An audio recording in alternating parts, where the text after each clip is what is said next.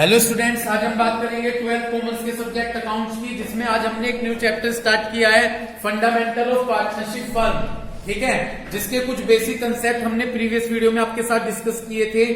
अब हम बात करेंगे पेज नंबर 2.13 खोल लीजिए आप अपनी बुक का, जिसमें हम कैपिटल अकाउंट का फॉर्मेट समझेंगे।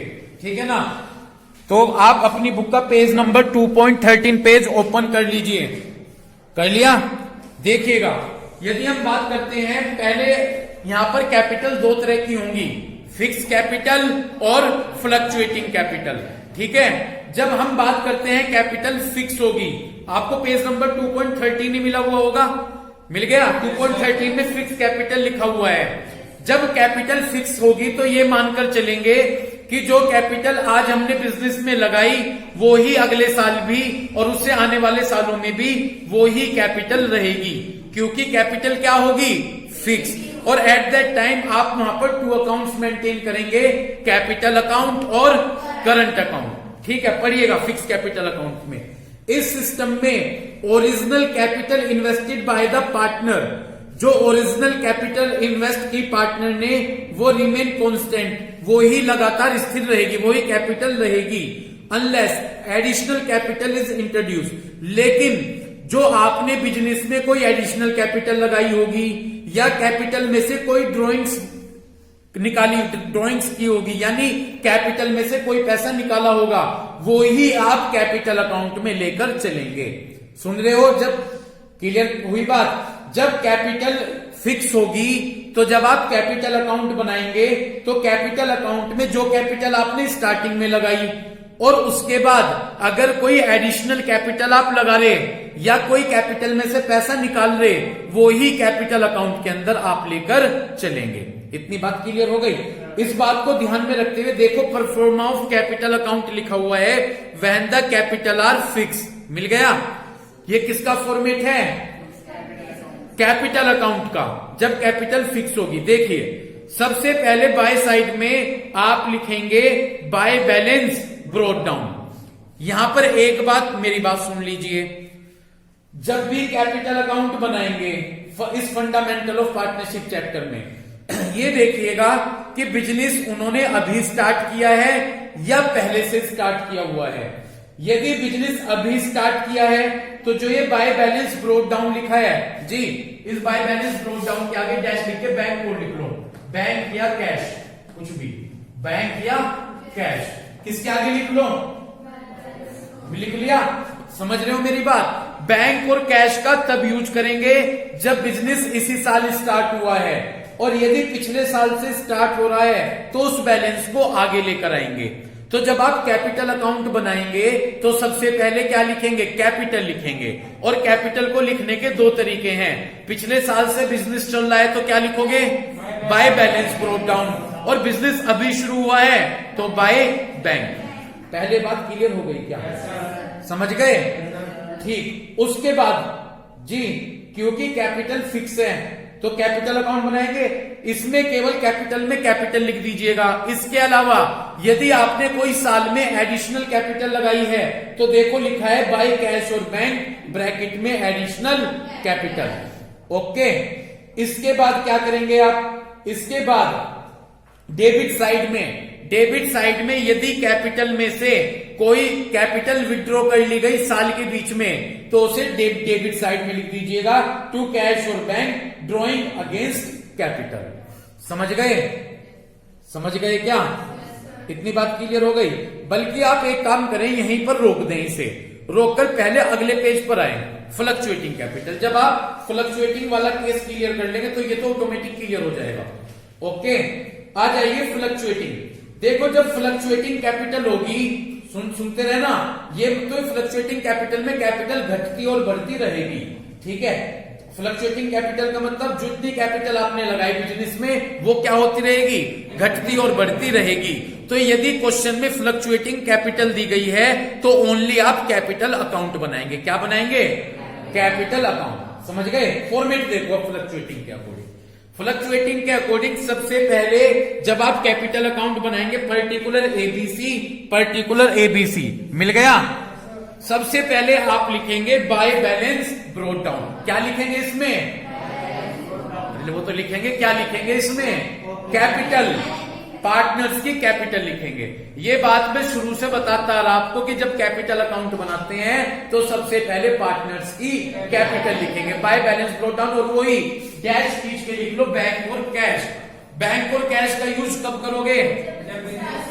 अभी स्टार्ट हुआ है, ऐसे दे देंगे A and B started his business, उन्होंने क्या शुरू किया, और लिखाया A and B are partners, तो ये मान के चलिएगा बिजनेस पहले से चला आ रहा है। ठीक, तो सबसे पहले जब आप कैपिटल अकाउंट बनाएंगे तो लिख दीजिएगा कैपिटल तीनों की, एबीसी की, बिजनेस पहले से चला रहा है तो बाय बैलेंस ब्रॉट डाउन, और बिजनेस अभी चला तो बैंक या कैश। मेरी पहली बात क्लियर होगी क्या? दूसरी बात वही, यदि साल के बीच में कोई पार्टनर एडिशनल कैपिटल लेकर आता है तो दिखा दीजिएगा बाय कैश और बैंक। समझ गए? क्या दिखा दीजिएगा? बाय कैश और बैंक। समझ गए? ठीक, और यदि साल के बीच में कैपिटल में से कोई पैसा निकाल लिया गया है तो किधर लिखोगे? टू साइड, देखो टू कैश और बैंक, ड्रॉइंग अगेन कैपिटल, आपने कैपिटल में से निकाला। पहले 3 स्टेप अगर आपने समझ गए फिर आगे कुछ नहीं है। पहले मुझे इतना बता दो, क्लियर हो गया क्या? सबसे पहले क्या लिखोगे? उनकी capital, by balance brought down तब जब बिजनेस पहले से चला रहा है, और बैंक और कैश जब बिजनेस अभी स्टार्ट हुआ है। उसके बाद दूसरा आप देखोगे साल के बीच में कोई एडिशनल कैपिटल लगाई गई तो बाय कैश और बैंक, और यदि कोई कैपिटल में से साल के बीच में कैपिटल निकाल ली गई तो टू साइड में टू कैश और बैंक। समझ गए? बस इसके बाद मेरी बात सुनो, सुन रहे? P&L एप्रोप्रिएशन में मैंने 4 चीज बताई थी डेबिट साइड में, क्या क्या? सैलरी, कमीशन, आईओसी, रिजर्व और एक प्रॉफिट। 5 चीज आती हैं टू साइड में। प्रॉफिट कब बचेगा? जब क्रेडिट साइड का टोटल, रिजर्व तो प्रॉफिट का एक पार्ट अलग निकाल कर रख दिया गया है, यहां पे उसका कोई रोल नहीं है। यहां पर जो भी 4 चीज हैं, पार्टनर की सैलरी, पार्टनर का कमीशन, आईओसी, और यदि P&L एप्रोप्रिएशन में प्रॉफिट बच रहा, ये 4 चीज बाय साइड में लिख दो। पार्टनर के लिए इनकम है, किधर लिखोगे? वो इनकम है, देख लो लिखी हुई है क्या? By IOC, by salary, by partner commission और बाय P&L एप्रोप्रिएशन प्रॉफिट। ये कहां लिख दोगे? यहीं से क्लियर हो जाएगा आपके फॉर्मेट। पार्टनर की सैलरी, पार्टनर का कमीशन, उसके बाद आईओसी और जो P&L एप्रोप्रिएशन का प्रॉफिट होगा, चारों बाय में। और 3 चीज डेबिट में जो लॉस होंगे, जैसे कि ड्रॉइंग, क्या? इंटरेस्ट ऑन ड्रॉइंग, ठीक है, और उसके बाद P&L एप्रोप्रिएशन का लॉस, ये पार्टनर के लिए लॉस हैं, इन्हें डेबिट साइड में लिख दियो। हो गया जी फॉर्मेट आपका क्लियर। योग कब बनेगा? फ्लक्चुएटिंग, जब केवल कैपिटल अकाउंट बनाओगे। सबसे पहले क्या लिखोगे? कैपिटल तीनों की। बैलेंस तब जब पहले से शुरू होगा, और बैंक तब जब बिजनेस अभी स्टार्ट हो रहा। यदि साल के बीच में पार्टनर ने कोई एडिशनल कैपिटल लगाई तो बाय बैंक या कैश, और साल के बीच में कैपिटल में से कोई पैसा निकलना तो टू कैश और बैंक। समझ गए? कोई दिक्कत? इसके बाद पार्टनर के लिए जो 4 इनकम है, कौन कौन सी? सैलरी, कमीशन, आईओसी और P&L एप्रोप्रिएशन का प्रॉफिट बाय में, और जो 3 लॉस हैं, ड्रॉइंग, आईओसी और P&L एप्रोप्रिएशन का लॉस 2 में। समझ गए? बस करके उसके बाद बैलेंस लगा देंगे जो टोटल करें लास्ट में। क्लियर? ये तो किसके अकॉर्डिंग है? ओनली कैपिटल बनाओगे। अब आ जाओ पिछले पेज पे। अब जब फिक्स कैपिटल है, जब क्या है जी? Fix capital. अब फिक्स कैपिटल में आप क्या करोगे? कैपिटल 6 है तो 2 अकाउंट बनेंगे, एक तो कैपिटल और एक करंट। अब सबसे पहले कैपिटल को चेक करो। सबसे पहले किसको चेक करोगे जी? कैपिटल अकाउंट को। स्टार्ट करें? देखिएगा, जब हम कैपिटल अकाउंट बनाएंगे तो सबसे पहले कैपिटल तो फिक्स है, कैपिटल का बैलेंस लिखोगे कैपिटल अकाउंट में। क्या लिखोगे? और फिर या बैंक का यूज। बैंक का कब करोगे? ठीक, समझ गए? और अगर साल के बीच में कोई एडिशनल कैपिटल लगाई वो बाय कैश और बैंक, और साल के बीच में कोई कैपिटल निकल ली तो टू कैश और बैंक, और बस इसके बाद टू बैलेंस बचा दियो। और कुछ नहीं आना कैपिटल अकाउंट में, क्योंकि कैपिटल क्या है? फिक्स। इसके बाद करंट अकाउंट बनाओगे। क्या बनाओगे? जब करंट अकाउंट बनाओगे तो पहले करंट अकाउंट का बैलेंस, जैसे हमने एडमिशन और रिटायरमेंट में किया था करंट अकाउंट बनाने में, ठीक है, डिसोल्यूशन में भी किया था। तो जब हम, अच्छा एक बात, जब हम करंट अकाउंट बनाएंगे तो पहले पार्टनर का करंट अकाउंट का अगर बैलेंस दे रखा, क्रेडिट होगा तो बाय में और डेबिट होगा तो टू में। देखो वो लिख रखा, current account particular ABC by balance brought down. जो क्रेडिट बैलेंस होगा तो बाय में और डेबिट होगा तो टू में। समझ गए? बस ये लिख के क्लियर जी। कैपिटल तो फिक्स था, कैपिटल में कुछ नहीं है। वही चार जो पार्टनर के लिए चार इनकम बताई थी, कौन कौन सी? Partner salary, partner commission, IOC और पीएनएल एप्रोप्रिएशन का देखो बाई साइड में लिख रखा होगा। और तीन लॉस, ड्रॉइंग, आईओडी और पीएनएल एप्रोप्रिएशन का लॉस टू में लिख रखा होगा। बस टू बैलेंस, क्योंकि कैपिटल फिक्स था तो कैपिटल में ओनली क्या जाएगी? कैपिटल और एडिशनल कैपिटल और कैपिटल विड्रॉ, और सारी चीज कहां पर आ जाएंगी? यो है जी फॉर्मेट। उम्मीद है क्लियर हो गया होगा। क्वेश्चन नंबर 3,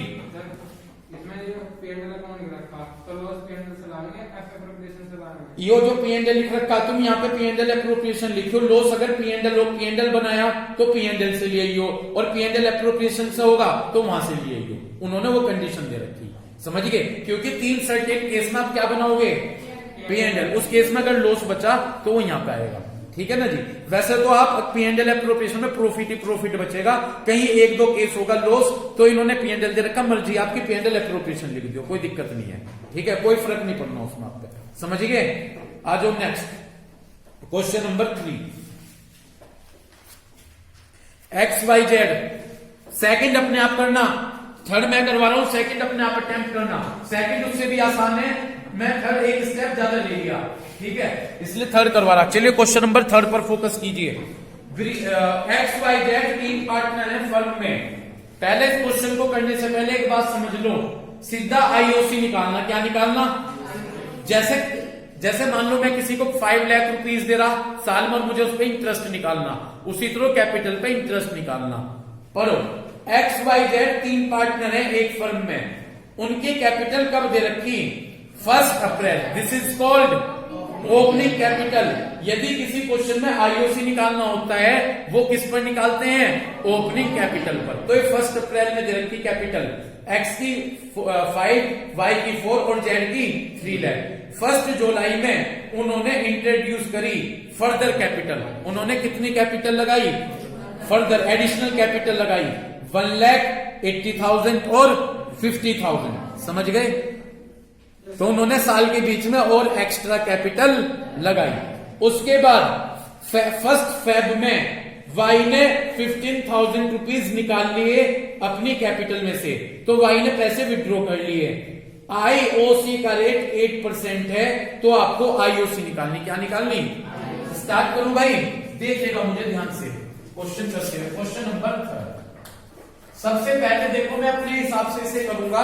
यहां पर मैं 1 जुलाई में उनकी 1 अप्रैल में कैपिटल दे रखी ना, सॉरी कौन सी डेट पे दे रखी? 1 अप्रैल।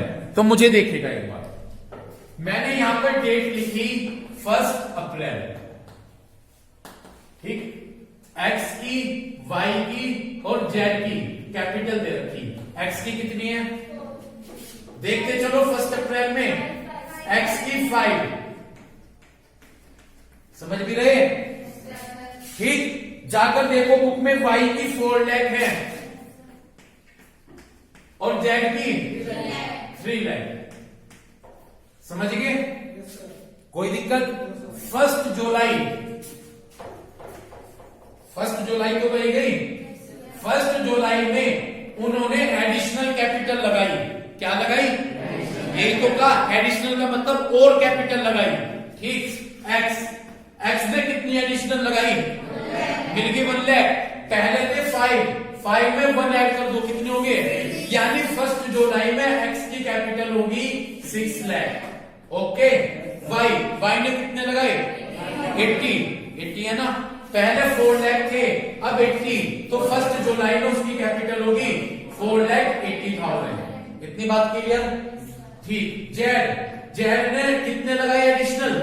पहले लगा रखे थे 3 लाख, अब लगाए 50, तो 1 जुलाई में उसकी जेड की कैपिटल होगी कितनी? 3 लाख 50,000 रुपीज। यहां तक आपके बात क्लियर होगी, कोई दिक्कत? ठीक, एक डेट और दे रखी 1 फेब। 1 फेब में ये कहा कि वाई ने कितने विड्रॉ कर लिए? 15। यानी 1 फेब में वाई ने 15,000 रुपए निकाल लिए। तो लाने पे तो जोड़ दो और निकालने में तो 480 में से 15 माइनस करोगे तो 4,65,000। इतनी बात समझ गए? क्लियर?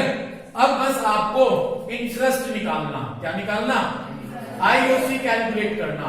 ठीक है जी, एक्स के लिए, वाई के लिए और जेड के लिए। सबसे पहले मैं एक्स की बात करूंगा। ठीक, क्या रेट है आईओसी का? 8%। सबसे पहले एक्स की कैपिटल 5 लाख थी क्या? कितने लगाए थे? क्या रेट है? 8/100। और मुझे ध्यान से सुनना, मल्टीप्लाई 1 अप्रैल से 1 जुलाई तक महीने गिन लो, क्योंकि 1 जुलाई में चेंज हुआ। अप्रैल, मई, जून, कितने महीने? 3। समझ गए? तो मल्टीप्लाई 3/12। क्लियर है क्या? इस तरह से कैलकुलेट होके 10,000 रुपीज आ जाएंगे। कितना इंटरेस्ट आया? 10। कोई दिक्कत? अब एक्स ने 1 जुलाई में कितनी कर ली कैपिटल? 6। तो 6 लाख मल्टीप्लाई इंटरेस्ट का रेट 8/100। और भाई चेंज तो वाई ने करा, एक्स ने कुछ चेंज नहीं करा लास्ट तक। तो 1 जुलाई से 31 मार्च तक, जुलाई, अगस्त, सितंबर, अक्टूबर, नवंबर, दिसंबर, जनवरी, फरवरी, 9 महीने बैठे हैं। कितने महीने बैठे हैं? तो यहां पर मैं कितने मंथ का इंटरेस्ट निकाल दूं? 9 मंथ का। तो मल्टीप्लाई मैंने कर दिया 9/12। ठीक है जी, 9/12। इसे मैं कट करूंगा, 36,000 आ गया। समझ गए? और 10 और 36 प्लस कर दीजिए तो एक्स का आईओसी 46,000 रुपीज हो गया। इतनी बात क्लियर हो गई? किसी को कोई डिफिकल्टी है लग रही मुझे? समझ में आ गया? बस मंथ के हिसाब से इंटरेस्ट निकाल दिया। पहले एक्स ने कितनी लगाई थी कैपिटल? कहां तक लगी रही वो? 5 लाख। 1 जुलाई तक। 1 जुलाई में चेंज हुआ तो पहले 5 लाख रुपए 8% इंटरेस्ट और महीने गिन लो, इतना आ गया। फिर उसने 1 जुलाई में 6 लाख हो गई उसकी। अब 6 लाख पर लगा दो, 6 लाख पर लास्ट 9 मंथ तक। क्लियर? समझ गए? इसी तरह से अब मैं किसके लिए कैलकुलेट करूं? वाई के लिए। ठीक है जी, यहां पर मैंने वाई के लिए कैलकुलेट किया। स्टार्ट करूं? सबसे पहले वाई ने कितने लगाए? 4 लाख। तो 4 लाख मल्टीप्लाई क्या इंटरेस्ट का रेट? 8/100। आर्यन तुम्हारे से क्वेश्चन है, वो 4 लाख कब तक लगे रहे? दिखाई नहीं दे रहा तुम्हें बोर्ड पे? समझ में नहीं आई क्या बात? इन्होंने चेंज कर दी कैपिटल। कब करी चेंज? तो एक्स का फिर क्या समझ में आया होगा तुम्हारे जब बोल रहे तुम? वाई ने सबसे पहले क्या लगाए? 4 लाख। कब तक लगाए? 1 जुलाई में चेंज कर ली तो पहले 4 लाख पे इंटरेस्ट का रेट 8% और महीने गिन लो 1 अप्रैल से कहां तक के? कितने बैठे हैं? 3। तो मल्टीप्लाई 3/12। तो इस तरह से आप इसे कैलकुलेट करोगे। 8,000 रुपीज आगे। कितने आगे? अब बताओ आगे 1 जुलाई में वाई के कितने हुए? 480। अब इसमें लगाओगे तो 4,80,000 मल्टीप्लाई क्या इंटरेस्ट का रेट? 8/100। अब सुनो, वाई ने चेंज करा, कब करा? तो पहले अब 1 जुलाई से 1 फेब तक, जुलाई, अगस्त, सितंबर, अक्टूबर, नवंबर, दिसंबर, जनवरी, 1 फरवरी में तो चेंज कर लिया। कितने महीने रखे? 7। तो 7/12। ये तो नॉर्मल सा है, तो सब अपने आप ही कर सको कैलकुलेशन। यही तो देख रहे कितने महीने का ब्याज बैठ रहा, इंटरेस्ट बैठ रहा है उसी। ये देखो कितने कैलकुलेट होकर आ जाएंगे। 4 दूनी 8, 4 दिया 12, ये आगे 1600, 3200, 3200, 3200, 7 दूनी 14, 22,400। समझिए? अब इसके बाद वाई ने कब चेंज कर लिए? कितने होगी? 65। कब करी चेंज? तो 4,65,000 मल्टीप्लाई क्या इंटरेस्ट का रेट, जिससे मैं क्वेश्चन पूछू भारती कितने मंथ लेंगे? 1 मंथ। कहां तक, कैसे? अच्छा, कहां से लेंगे? तो फर्स्ट फेब से 31 मार्च तक 1 महीना होता है। फेब और तुमने तो सबको, बच्चों को भी माफ कर दिया सबने, ठीक है। छोटे छोटे बच्चे भी आपसे ज्यादा अच्छा कर लेंगे। बोलो चलो, फर्स्ट फेब है, फर्स्ट फेब से 31 मार्च तक कितने महीने? तो 2/12, ठीक है जी। तो जब इसे आप करेंगे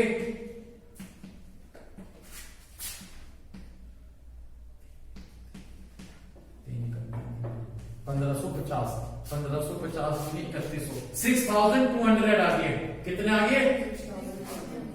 इस तरह से कर लिया, बस तीनों को जोड़ दू तो किसका इंटरेस्ट आ जाएगा? y का, ठीक। देखो 36,600 आ रहेगा, ठीक है। 36,000।